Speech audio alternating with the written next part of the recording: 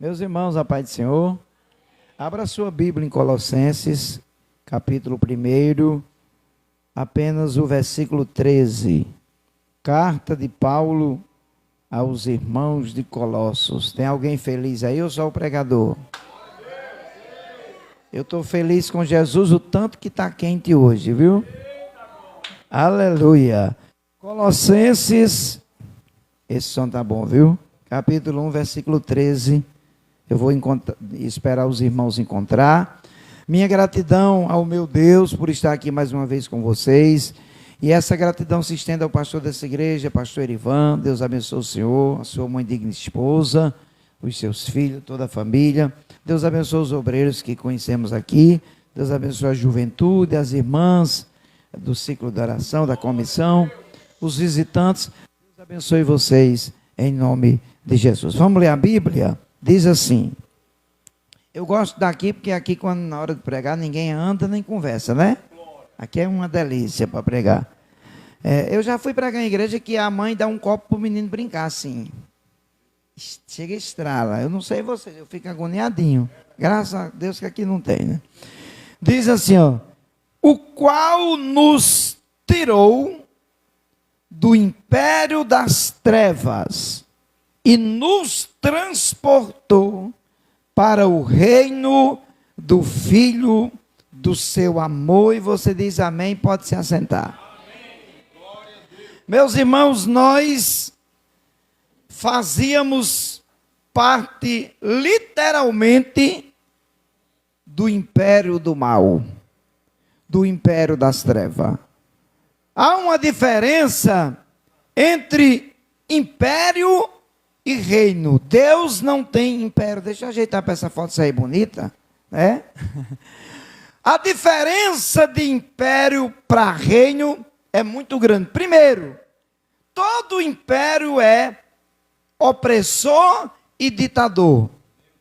Os líderes de império não têm misericórdia, não usam de flexibilidade com os seus subordinados. Se você lê a história de alguns imperadores que pisaram neste planeta, nós temos histórias horrendas. Nós temos o imperador Domiciliano, que a história tradicional diz que ele pegou João, apóstolo de Jesus Cristo, e mandou exilar ele na ilha de Patmos. Mas antes dele exilar João na ilha de Patmos, a história diz que ele mandou jogar João num tacho de óleo fervendo. E como ele não conseguiu matar João, ele ficou assustado e mandou João para a ilha rochosa de Patmos. Mas foi lá na ilha de Patmos que Deus abriu os céus para João. Ele viu a cidade santa, ele viu a Nova Jerusalém, ele escreveu o Evangelho, o Apocalipse e mais 3 epístolas universais. A palavra reino aparece 164 vezes na Bíblia, no Novo Testamento. 120 vezes que a palavra reino aparece, está falando do reino de Deus. Eu não sei se você já observou na oração do Pai Nosso, que tem uma parte, irmão cantor Francisco, que diz assim: teu é o reino, o poder e a glória. O reino, Deus permite você fazer parte dele e divide ele com você. O poder Deus dá para você, para expulsar demônio, para curar enfermo, para anunciar o ano aceitável do Senhor. Agora, a glória, Deus não divide com ninguém e nem dá o seu louvor às imagens de escultura. É isso que a Bíblia nos ensina. Então é interessante que João Batista, quando veio pregando a mensagem, na qualidade de precursor de Jesus, João Batista pregava uma única mensagem, que era essa: arrependei-vos, pois, porque o reino de Deus está próximo. João estava mostrando um reino que estava chegando, mas João estava passando a senha para quem queria entrar no reino. Qual era a senha? Arrependimento. Arrependei-vos e sejam batizados para perdão dos vossos pecados. Aí chega Jesus pregando a mensagem de salvação, e Jesus, na sua mensagem, ele diz um pouquinho diferente de João. Enquanto João diz que o reino de Deus está próximo, porque ele está endireitando o caminho do Senhor, ele está preparando o caminho do Senhor, era isso que estava profetizado. Jesus chega e diz assim: o reino de Deus já está entre vocês. Jesus disse: o reino de Deus não virá a vós com uma aparência estereótica, ou seja, você não vai ver ele com a sua visão humana. O reino de Deus está entre vós e está dentro de você. Se você me perguntasse, pastor Arinaldo, o reino de Deus está dentro de mim? Está. Porque quem é cidadão do reino de Deus pensa diferente de quando ele era do império. Na época que ele era do império das trevas, ele era dominado pelos pensamentos. Eu estava me lembrando aqui que quando eu era do reino das trevas, todo ano eu vinha aqui para Patu, na virada do ano, para a Serra do Lima, beber cachaça e fazer o que não prestava. A gente saía, quantas vezes a gente pegava um chevette que era para 5 pessoas, botava 20. Porque fazíamos parte do império das trevas. A gente fazia o que dava na telha, o que pensávamos de fazer.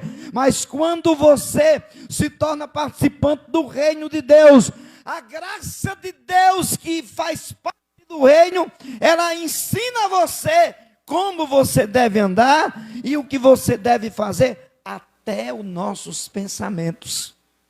A graça de Deus controla. Colossenses capítulo 3, Paulo disse assim: vocês que já ressuscitaram com Cristo, buscai as coisas lá de cima, buscai as coisas lá do alto, e não as que são da terra. Ele disse assim: pensai nas coisas lá do alto. Você sabia que tem crente que pensa mais das coisas da terra do que nas do alto? E Paulo disse em 1 Coríntios capítulo 15, versículo 19, Paulo disse assim: se nós esperarmos em Cristo só nessa vida, nós somos os mais miseráveis de todos os homens. Eu já vi crente jogando na tela cena, com vontade de ficar rico. Eu estou dizendo porque eu vi. Eu já vi crente jogando e dizendo mais: se Jesus me abençoar para eu ganhar, eu vou ajudar a igreja. Para com isso, Jesus não precisa desse tipo de ajuda não. Jesus precisa da sua fé, da sua oferta, do seu dízimo para manter a obra dele.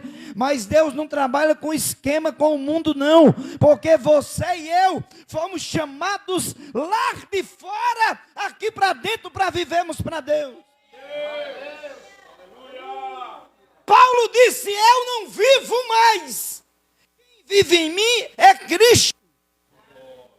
Porque Paulo entendia que ele fazia parte agora do reino dos céus. Quando Jesus está pregando o reino de Deus, primeiro, Jesus não veio cumprir as agendas dos homens, ele veio cumprir o propósito de Deus. Se tem um povo que esperava o Messias, esse povo era os judeus.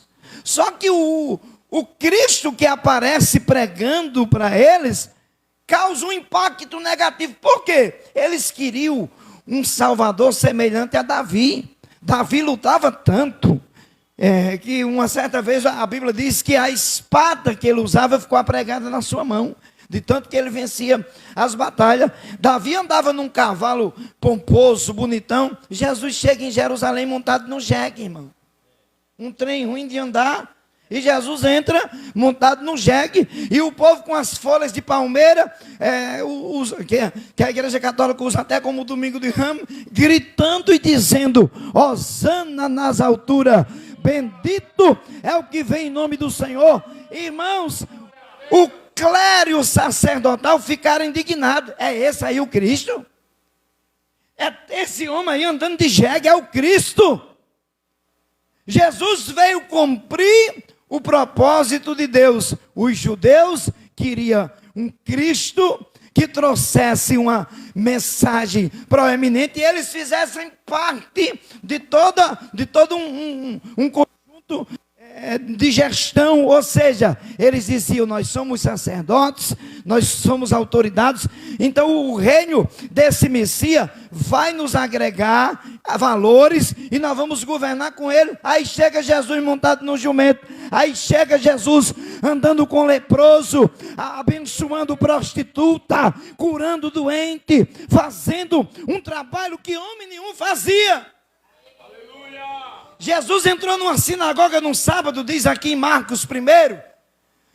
E Jesus, quando começa a falar naquela sinagoga, tinha um homem que todo sábado ia para a sinagoga ouvir a lei. Pastor, o que é uma sinagoga? Uma igreja judaica.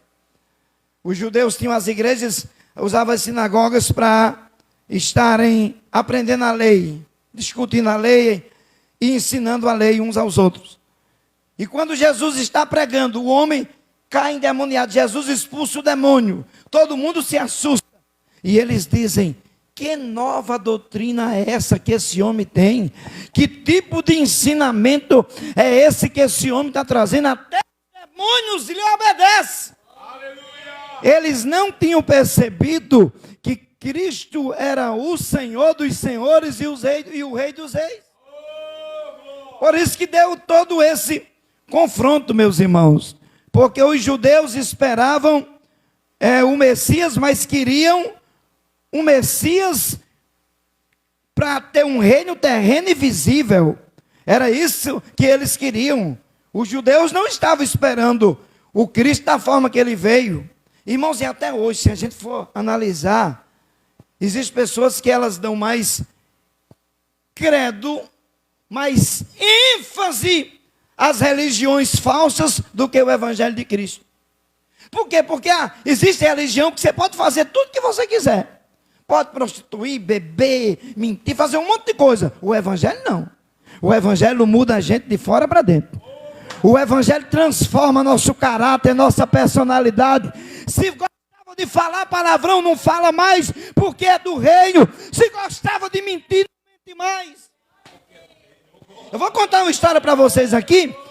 Até eu falei para esqueci do nome, Tainá, que o padrasto dela, a gente trabalhou no mesmo ofício. Eu fui vendedor de rede, saí de casa muito cedo. Foi o tempo que eu mais menti na minha vida. Eu posso contar isso porque a gente não conhecia Cristo. Meu irmão, a gente levava umas redes velhas feias e dizia para o povo que era de linha Creia.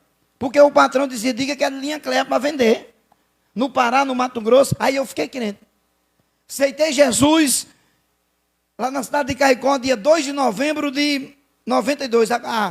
Mês que vem vai fazer 31 anos. E a primeira coisa que eu entendi naqueles primeiros cultos foi que eu não podia mais vender rede. Pastor, mas não era uma profissão? Era. Mas tinha que mentir para vender.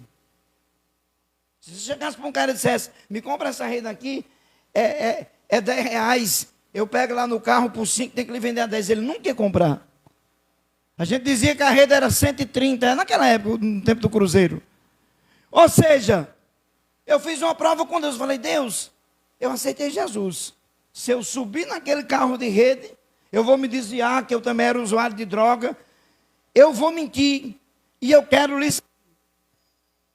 Aí sabe o que é que eu fiz, irmãos? Eu fiz uma oração a Deus. Eu disse: Deus, se o Senhor me abrir uma porta de trabalho aqui, em Caicó, com toda a crise, pode ser qualquer trabalho. Eu nem especifiquei. Eu vou trabalhar para não precisar subir naquele carro de rede. Aí chegou um irmão da igreja, vizinho nosso, a gente chama ele carinhosamente de José Parada. E o irmão José Paulino, o nome dele é José Paulino, a gente chamava de Parada. Ele falou: Erinaldo, eu estou precisando de um servente para fazer um banheiro. Eu digo: estou dentro.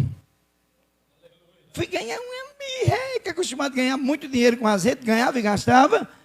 Mas foi aquele pequeno trabalho e simples que me ajudou a ficar firme na igreja, porque toda noite eu ia para o culto. Eu era da igreja Deus Amor, tinha 7 cultos por semana. O negócio era arrochado, 1 hora de oração antes de começar o culto. Então, irmãos, e eu estou contando isso para vocês porque nós servimos a um evangelho do Cristo que nos muda. Eu estava pregando num congresso lá em Santa Catarina, onde eu moro esses dias. Eu estou falando de um Deus que transforma pessoas. O rapaz que estava perto de mim, que é um missionário, Gente, ele era um cara muito perigoso, meio envolvido no mundo do crime, que eu sentei perto dele assim, eu digo, ainda bem que esse cara é crente, porque eu estava já morrendo de medo de tanta coisa errada que ele fez. Mas o bonito é que Jesus libertou ele, batizou com o Espírito Santo. Agora ele vive nas ruas, trazendo mendigos e viciados em droga para o reino de Deus, e tem ganhado milhares de almas para Jesus.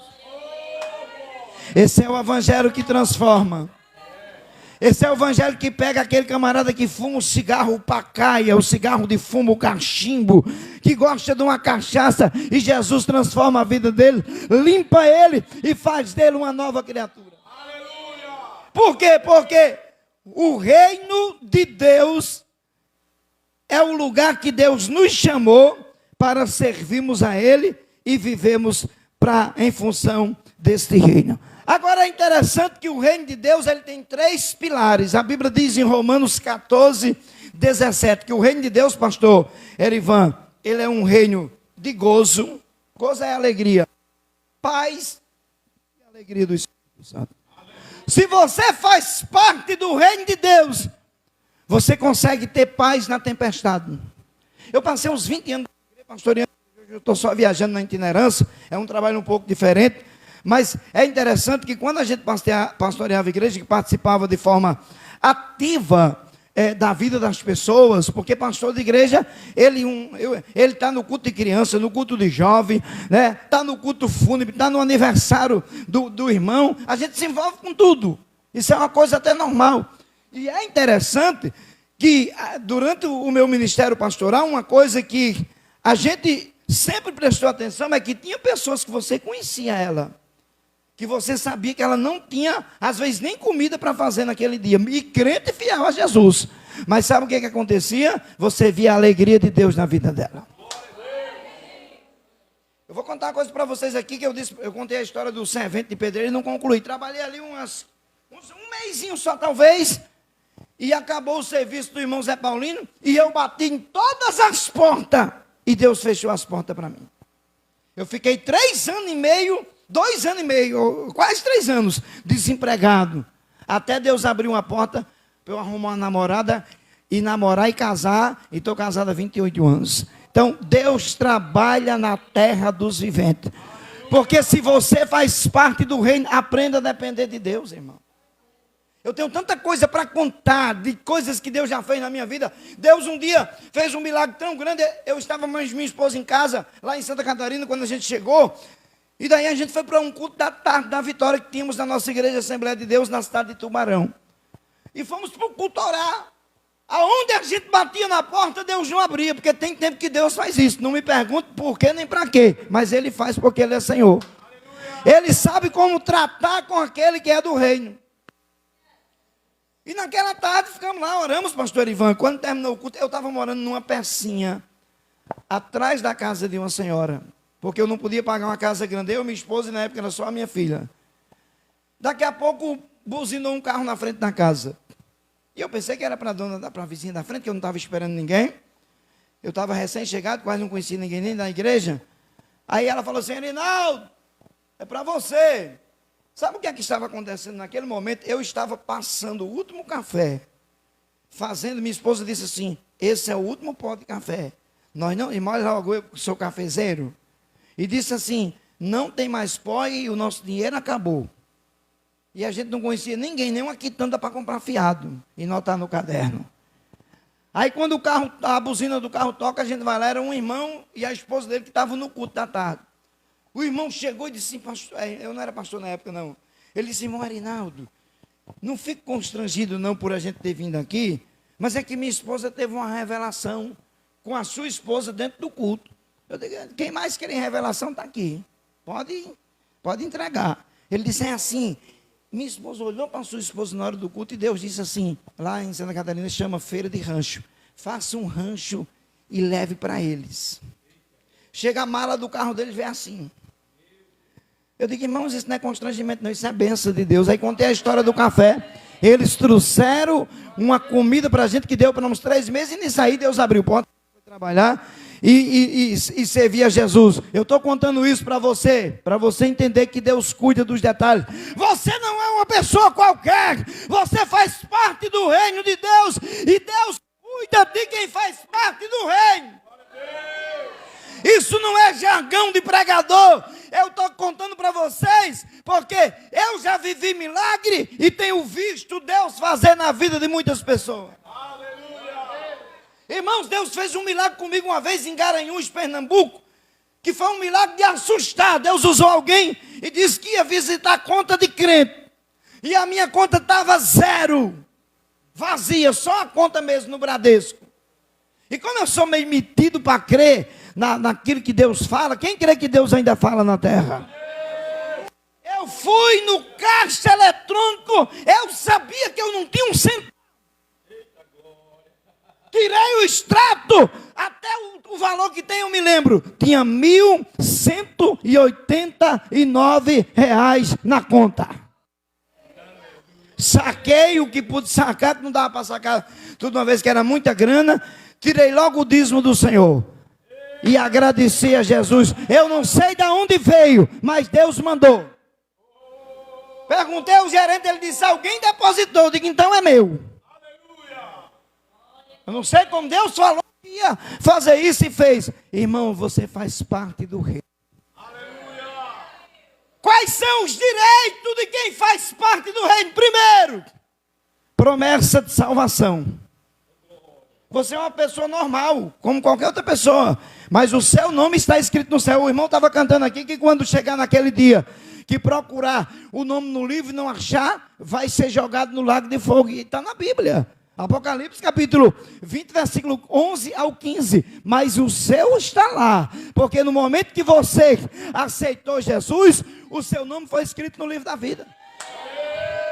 Romanos capítulo 10, versículo 9. Paulo disse assim aos romanos: se com a tua boca confessares a Jesus como Senhor, e se no seu coração você crê que Deus ressuscitou Jesus de mortos, você será salvo, porque com a boca se faz confissão para a salvação. E foi isso que você fez. Quem já aceitou Jesus aqui como Salvador? Se não aceitou ainda, aceita hoje, para o nome ser escrito e selado com o sangue de Jesus. Então você está debaixo desta promessa, a promessa da salvação. O nome escrito no céu, no livro da vida, pode ter certeza disso. Não importa a sua idade, nem a sua escolaridade, quase não sai, hein? Não importa qual é a crise que você está fazendo. Irmão, se é um povo que Deus prova, é o povo chamado crente. Eu já fico até com medo quando eu não estou passando uma luta, viu? Eu fico com medo, fico assim meio observando, porque Jesus nos ensinou em Salmo 34, 19. A Bíblia diz que muitas são as aflições de um justo, mas o Senhor as livra de todas. O mesmo Deus que permite você passar luta é o mesmo Deus que cuida de você. É o mesmo Deus que olha para você e diz para o anjo: desce lá e leva a vitória, porque ele é do reino. Desce lá e abençoa, porque ele faz parte do reino. Você, por participar do reino, você tem que ter na sua vida gozo na alma, paz. Gente, quem é que consegue ter paz nos tempos turbulentos desses? Você que é salvo consegue. Eu vejo tanta gente estressada por aí, mas o crente feliz na vida. Meu irmão, se você é crente e anda estressado, eu tenho um remédio maravilhoso. Não tenho nenhuma formação acadêmica, não sou médico, mas eu tenho um remédio que fica uma beleza: oração. A coisa que mais muda o caráter, a personalidade de uma pessoa é a oração. Eu orei até para casar. Me apaixonei por uma menina da igreja, liso. E ela nem sonhava, nem pensava que eu gostava dela, nem ela tampouco de mim. Eu fui para joelho e me escrevi uma carta. Aí pronto. A oração traz cura para o seu corpo. Comece a orar para você ver se Deus não vai ter misericórdia e vai arrancar essa doença do seu corpo. Deus continua no controle da nossa vida, curando e fazendo milagre em nosso meio. Eu trabalhei uma época numa igreja e eu tinha um radinho só para gravar os testemunhos dos crentes. Todo dia tinha milagre para contar. Fazia fila. Pastor, e tem que contar, a Bíblia diz no Salmo 105:3, fazei conhecidas entre os povos da terra os feitos do Senhor. Então você precisa ter paz na tempestade. Eu viajei com 2 pessoas esse dia, em horários diferentes, e um dos que viajou, um desses, foram 2 viagens diferentes. Tão estressado, buzine, pastor, para sair do meio. Ele está atribulado no meio. E eu calmo. Ele olhava assim para mim e percebeu que eu estava sentindo a paz que excede todo entendimento. Aí ficou quieto. O outro disse, na outra vez, se fosse eu já tinha tirado o chamado fino para ele sair do meio. Irmãos, o crente é diferente. Quem é do reino é diferente. Todo mundo pode fazer o que quiser. Nós não somos do reino.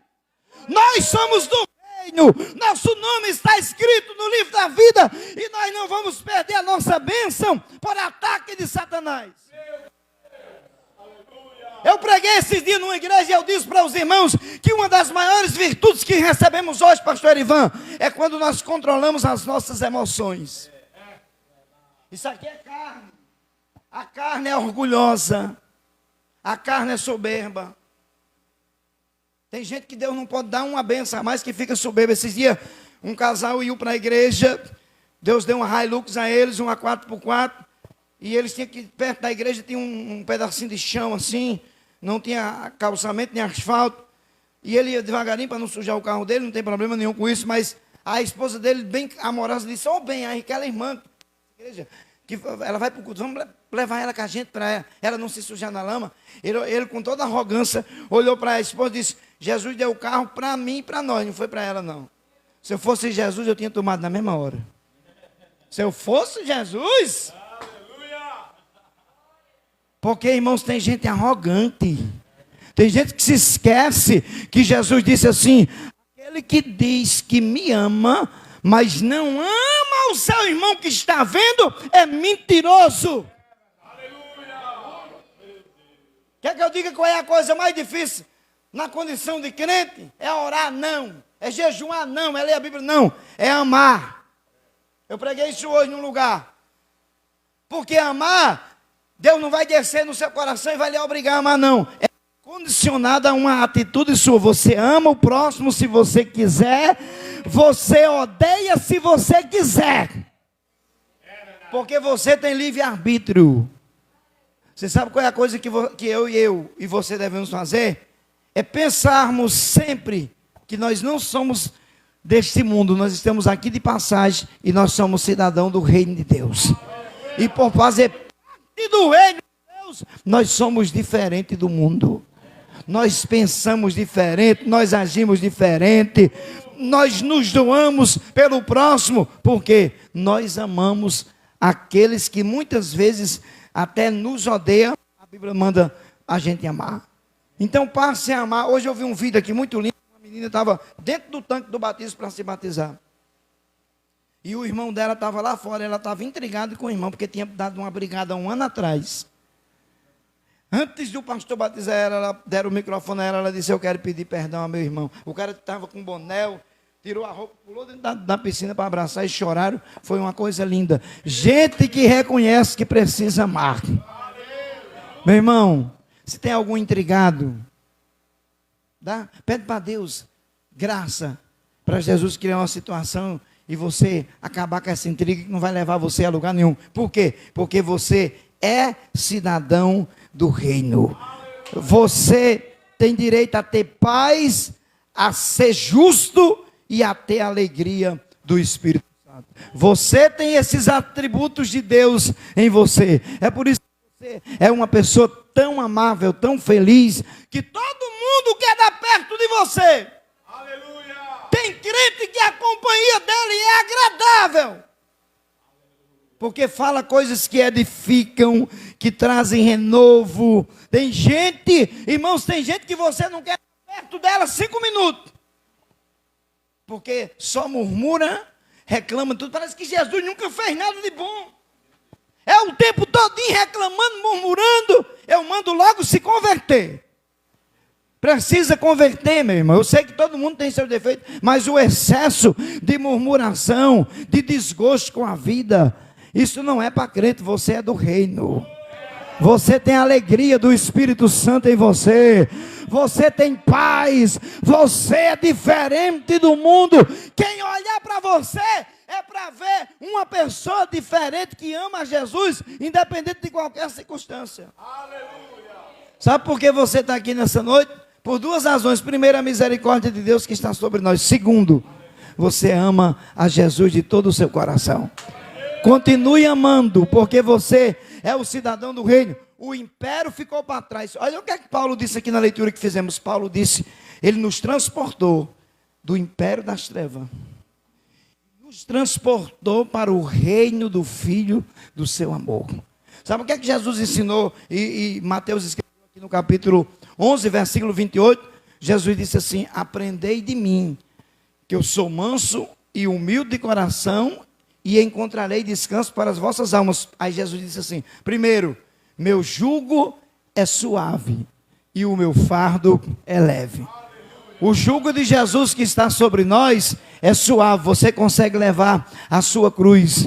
E se o jugo é suave, mais leve é o fardo. Jesus não vai dar prova para você que você não possa suportar. Jesus lhe deu unção para você desfrutar desta alegria de Deus. E por causa desta unção que está sobre você, pelo menos três coisas acontecem. Primeiro, você consegue chegar aonde você nunca chegaria sozinho sem a unção de Deus. Segundo, você vai ter na sua vida o que você nunca teria sem a unção de Deus. E em terceiro lugar, você vai ser na sua vida o que você nunca seria sem a unção de Deus. Você vai ter o que nunca teria, vai chegar aonde nunca chegaria por causa da unção de Deus que está em você. Você já parou para pensar nisso? Você é guardador desse depósito que Deus lhe deu, que é a sua vida. Você é guardador da presença de Deus. Que Deus abençoe você. Foi essa mensagem que veio ao meu coração para falar para você sobre esse reino glorioso. Os reinos do mundo passam, mas o reino de Deus é eterno. O reino de Deus dura para sempre. Eu gosto de fazer parte do reino porque Jesus nos ensinou uma coisa. Em João 11, 25, Jesus disse assim, ó, eu sou a ressurreição e a vida. Ainda que esteja morto, viverá. Você consegue crer isso? Isaías capítulo 43, versículo 10 e 11. O profeta disse assim, Deus falou na boca dele e disse assim, eu sou o Senhor, o teu Salvador, e fora de mim não há Salvador. Aí vem Jesus em João 14, 6, Jesus disse, eu sou o caminho, a verdade, sua vida, e ninguém vai ao Pai se não for por mim. Eu li uma frase de Buda, já próximo da sua morte. Ele fez uma declaração para os seus discípulos que estavam próximos a ele, bem pertinho da hora da morte. Ele disse, eu estou indo, mas não sei qual é o caminho que eu vou. Diferente de Jesus. Jesus disse, eu sou o caminho, a verdade e a vida, e ninguém vai a Deus se não for por mim. Eu vou para o Pai, mas voltarei e vos levarei para que onde eu estiver, vós estejais também. Aleluia! Você sabia que até a morte do crente é preciosa aos olhos de Deus? Que coisa mais maravilhosa. Aí, para encerrar, Atos capítulo 4, versículo 12. Pedro disse que não existe nenhum outro nome dado entre os homens, pelo qual possamos ser salvos, a não ser o nome de Jesus.